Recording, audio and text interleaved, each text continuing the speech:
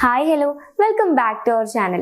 നിങ്ങളുടെ റിലേഷൻഷിപ്പിൽ പാസ്റ്റിൽ നടന്ന നിങ്ങൾ ഫൊർഗീവ് ചെയ്ത് കൊടുത്ത ഒരു പ്രശ്നത്തിനെ വീണ്ടും നിങ്ങളുടെ റിലേഷൻഷിപ്പിൽ ഫൈറ്റ് ഉണ്ടാവുന്ന സമയത്ത് നിങ്ങൾ ഡ്രാഗ് ചെയ്ത് കൊണ്ടുവരാറുണ്ടോ? എങ്കിൽ ഇന്ന് നമ്മൾ ഡിസ്കസ് ചെയ്യാൻ പോകുന്നത് ഈ ഒരു ടോപ്പിക്കിനെ കുറിച്ചിട്ടാണ്. അപ്പൊ ആദ്യം തന്നെ ഫൊർഗീവ്നെസ് വേഴ്സസ് ഇമോഷണൽ ഹീലിംഗ് എന്താണെന്ന് നോക്കാം. ഈ ഫൊർഗീവ് ചെയ്യുന്നതിനെ നമ്മൾ രണ്ടായിട്ട് ക്ലാസിഫൈ ചെയ്യുന്നുണ്ട്.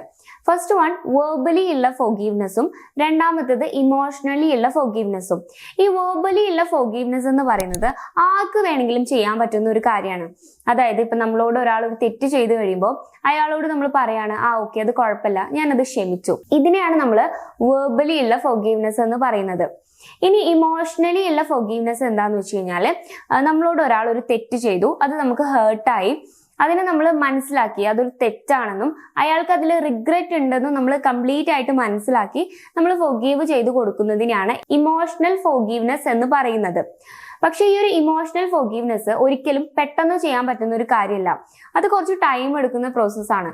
നമുക്ക് ഒരിക്കലും നമ്മുടെ മനസ്സ് ഹേർട്ടായി കഴിഞ്ഞാൽ ഇപ്പോൾ ഇന്ന് കൊണ്ടോ അല്ലെങ്കിൽ നാളെ കൊണ്ടോ 2-3 ദിവസം കൊണ്ടൊന്നും നമുക്ക് അതിനെ ഹീൽ ചെയ്തെടുക്കാൻ പറ്റില്ല.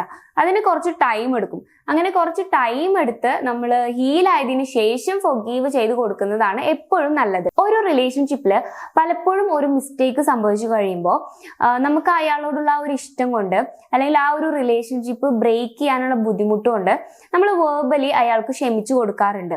പക്ഷെ ഇങ്ങനെ ചെയ്യുന്നത് കൊണ്ട് നമ്മളുടെ ആ ഒരു പെയിൻ എപ്പോഴും അവിടെ റിമൈൻ ചെയ്യുകയും ചെയ്യും. അപ്പൊ ആ സമയത്താണ് വീണ്ടും നമ്മുടെ റിലേഷൻഷിപ്പിൽ എന്തെങ്കിലും പ്രശ്നങ്ങൾ ഉണ്ടാവുന്ന സമയത്ത് പണ്ട് നടന്നിരുന്ന പ്രശ്നങ്ങളൊക്കെ നമ്മൾ വലിച്ചു കൊണ്ടുവരുന്നത്. അപ്പൊ ഇങ്ങനെ സംഭവിക്കുമ്പോൾ ഇത് നമ്മുടെ റിലേഷൻഷിപ്പിനെ വളരെ ബാഡ് ആയിട്ട് എഫക്ട് ചെയ്യുന്നുണ്ട്. അതായത് നമ്മൾക്കിടയിൽ ഒരു ഡിസ്റ്റൻസ് ഉണ്ടാവുക, നമ്മൾ ഫൊർഗീവ് ചെയ്ത് കൊടുത്ത ആൾക്ക് വീണ്ടും വീണ്ടും നമ്മൾ ഇതിങ്ങനെ പറഞ്ഞവരെ കുത്തി നോവിച്ചുകൊണ്ടിരിക്കുമ്പോൾ അവർക്ക് നമ്മളെ അടുത്തു നിന്നുള്ള ഒരു ഇമോഷണൽ കണക്ഷൻ ഡിസ്കണക്ട് ആയി പോവുക. ഇത്തരത്തിലുള്ള പ്രശ്നങ്ങൾ നിങ്ങളുടെ റിലേഷൻഷിപ്പിൽ ഉണ്ടാവാനുള്ള പോസിബിലിറ്റീസ് ഉണ്ട്. ഇനി നമ്മൾ നോക്കാൻ പോകുന്നത് ബ്രെയിൻ ആൻഡ് ഇമോഷണൽ മെമ്മറിയാണ്. അതായത് ഇപ്പോൾ ഫൊർഗീവ് ചെയ്ത് കൊടുക്കുന്ന ഒരാളുണ്ടല്ലോ, ആളുടെ ബ്രെയിനിൽ സംഭവിക്കുന്ന അല്ലെങ്കിൽ ആളുടെ സബ് കോൺഷ്യസ് മൈൻഡിൽ സംഭവിക്കുന്ന കാര്യങ്ങൾ എന്തൊക്കെയാന്നുള്ളതാണ് നമ്മൾ ഡിസ്കസ് ചെയ്യാനായിട്ട് പോകുന്നത്. അതായത് ഇപ്പോൾ ആളുടെ ലൈഫിൽ ഓൾറെഡി ഒരു മിസ്റ്റേക്ക് സംഭവിച്ചു, അതായത് ഒരു റിലേഷൻഷിപ്പിൽ ഓൾറെഡി ഒരു മിസ്റ്റേക്ക് സംഭവിച്ചു, ആൾക്കത് നല്ല രീതിയിൽ ഹേർട്ടായി. അപ്പൊ അത് അയാളെ സംബന്ധിച്ചിടത്തോളം ഒരു ബാഡ് എക്സ്പീരിയൻസ് ആണ്. അപ്പൊ ആ ഒരു ബാഡ് എക്സ്പീരിയൻസിനെ ബ്രെയിൻ സ്റ്റോർ ചെയ്യുന്നത് ഒരു പെയിൻഫുൾ മെമ്മറി ആയിട്ടാണ്. ഒരിക്കലും അതിനെ റിമൂവ് ചെയ്ത് കളയുന്നില്ല. അതൊരു പെയിൻഫുൾ മെമ്മറി ആയിട്ട് തന്നെ ആ ബ്രെയിനിൽ അങ്ങനെ സ്റ്റോർ ആയിട്ട് കിടക്കും. പിന്നെ നമ്മളുടെ റിലേഷൻഷിപ്പിൽ വീണ്ടും ഒരു പ്രശ്നം ഉണ്ടാവുന്ന സമയത്ത് മേ ബി നമുക്ക് ഒരു സിമിലാരിറ്റി ഫീൽ ചെയ്യും. മുമ്പ് ഇതുപോലെ സംഭവിച്ചിട്ടുണ്ടല്ലോ. ഇപ്പൊ ഒരു എക്സാമ്പിൾ പറയാന്നുണ്ടെങ്കിൽ, ഇപ്പൊ മുന്നേ നമ്മളെ അവോയ്ഡ് ചെയ്ത് ഈ ഒരു മിസ്റ്റേക്ക് അവർ ചെയ്യുന്നതിന്റെ മുന്നേ മേ ബി അവർ നമ്മളെ അവോയ്ഡ് ചെയ്യും, ഇഗ്നോർ ചെയ്യുകയൊക്കെ ചെയ്തിട്ടുണ്ടാവും. അപ്പൊ വീണ്ടും അതുപോലെയുള്ള ഒരു ഇഗ്നോർ പോലത്തെ കാര്യം നമുക്ക് ജസ്റ്റ് ചെറുതായി തോന്നിയാൽ മതി. അപ്പൊ അങ്ങനെ തോന്നുന്ന സമയത്ത് തന്നെ നമ്മുടെ ബ്രെയിൻ അതിൽ അലേർട്ട് ആവും. വീണ്ടും ആ ഒരു മിസ്റ്റേക്ക് ചെയ്യാൻ പോവുകയാണെന്ന് നമ്മുടെ മൈൻഡിൽ ഇങ്ങനെ തോന്നിക്കൊണ്ടേയിരിക്കും. അപ്പൊ അതിൽ നിന്ന് ഒരു പ്രൊട്ടക്ഷൻ കിട്ടാൻ വേണ്ടിയിട്ട്, അല്ലെങ്കിൽ ആ ഒരു പെയിൻ ഇനി ഒരിക്കലും നമുക്ക് ഉണ്ടാവാൻ പാടില്ല എന്നുള്ള രീതിയിൽ ഒരു പ്രൊട്ടക്ഷൻ എന്ന പോലെ നമ്മുടെ സബ് കോൺഷ്യസ് മൈൻഡിൽ തന്നെ സംഭവിക്കുന്ന ഒരു കാര്യമാണ് ഈ പണ്ട് നടന്ന കാര്യങ്ങളെ കുറിച്ച് നമ്മൾ പറയുകയും അപ്പൊ നമുക്ക് ഉണ്ടായ പെയിനുകൾ എന്തൊക്കെയാന്ന് വീണ്ടും വീണ്ടും നമ്മുടെ പാർട്ട്ണറിനോട് എക്സ്പ്ലെയിൻ ചെയ്തുകൊണ്ടിരിക്കുകയും ചെയ്യുന്ന ഒരു സിറ്റുവേഷൻ. ഇനി അടുത്തൊരു കാര്യം എന്ന് പറഞ്ഞു കഴിഞ്ഞാല്, ഈ ഫൊർഗീവ് ചെയ്ത് കൊടുത്ത ആ ഒരാൾക്ക് ട്രസ്റ്റ് ഇഷ്യൂസ് നല്ല രീതിയിൽ ഉണ്ടാവും. അത് ഞാൻ പറഞ്ഞ പോലെ തന്നെ 1-2 ദിവസം കൊണ്ട് ഒരിക്കലും അവർക്ക് ആ ഒരു ട്രസ്റ്റ് റീബിൽഡ് ചെയ്ത് എടുക്കാനായിട്ട് പറ്റില്ല. അപ്പോൾ ഓൾറെഡി അവരുടെ ട്രസ്റ്റ് ബ്രേക്ക് ആയതാണ്. അപ്പൊ അത് റീബിൽഡ് ആയി വരാൻ കുറച്ച് ടൈം എടുക്കും. അതിന് നമ്മുടെ പാർട്ട്ണറിന്റെ അടുത്ത് നിന്ന് ഒരു സപ്പോർട്ട് കൂടി ഉണ്ടെങ്കിൽ കുറച്ചുകൂടി പെട്ടെന്ന് അത് റീബിൽഡ് ചെയ്ത് എടുക്കാനായിട്ട് പറ്റും.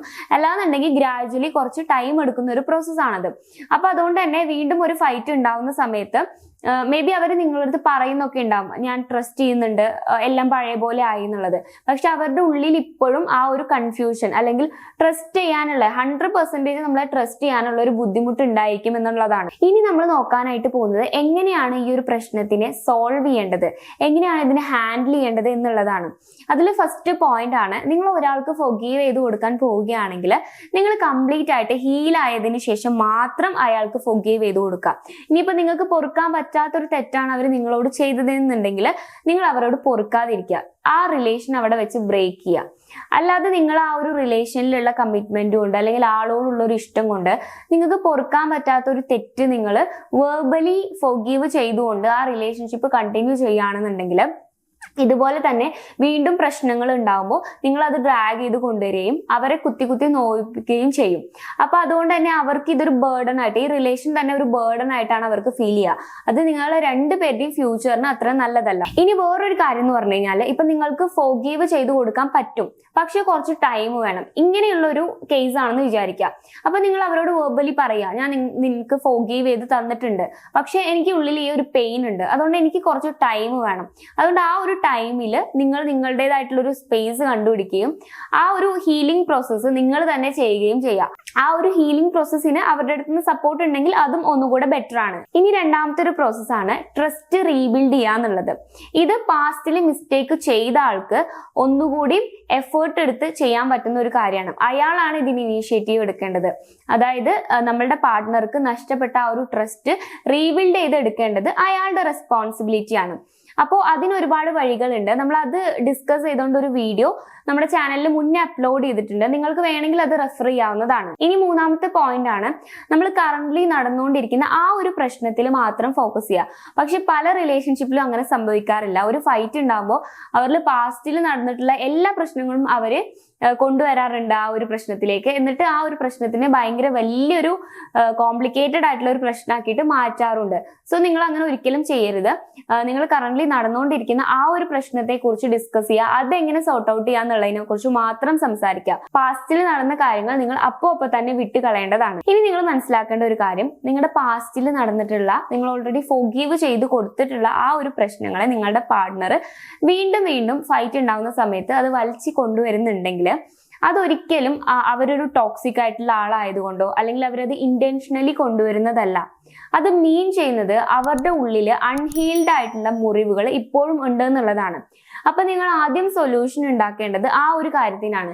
കൃത്യമായിട്ടുള്ള കൗൺസിലിങ്ങിലൂടെയോ അല്ലെങ്കിൽ നിങ്ങൾ തമ്മിലുള്ള ഓപ്പൺ ആയിട്ടുള്ള കമ്മ്യൂണിക്കേഷനിലൂടെയോ നിങ്ങൾക്ക് ഉറപ്പായും അത് പരിഹരിക്കാനായിട്ട് സാധിക്കും. സോ ഈ ഒരു വീഡിയോ നിങ്ങൾക്ക് യൂസ്ഫുൾ ആയെന്ന് വിശ്വസിക്കുന്നു. നിങ്ങൾക്ക് വീഡിയോ ഇഷ്ടമാണെങ്കിൽ ലൈക്ക് ചെയ്യുക, നിങ്ങളുടെ ഒപ്പീനിയൻസ് താഴെ കമന്റ് ബോക്സിൽ കമന്റ് ചെയ്യുക, ചാനലിൽ സബ്സ്ക്രൈബ് ചെയ്യുക. കൗൺസിലിംഗ് റിലേറ്റഡ് ആയിട്ടുള്ള എന്തെങ്കിലും സർവീസുകൾ നിങ്ങൾക്ക് ആവശ്യമാണെങ്കിൽ സ്ക്രീനിൽ കാണുന്ന നമ്പറിൽ നിങ്ങൾക്ക് കോൺടാക്ട് ചെയ്യാവുന്നതാണ്. So it's me Rashna signing of.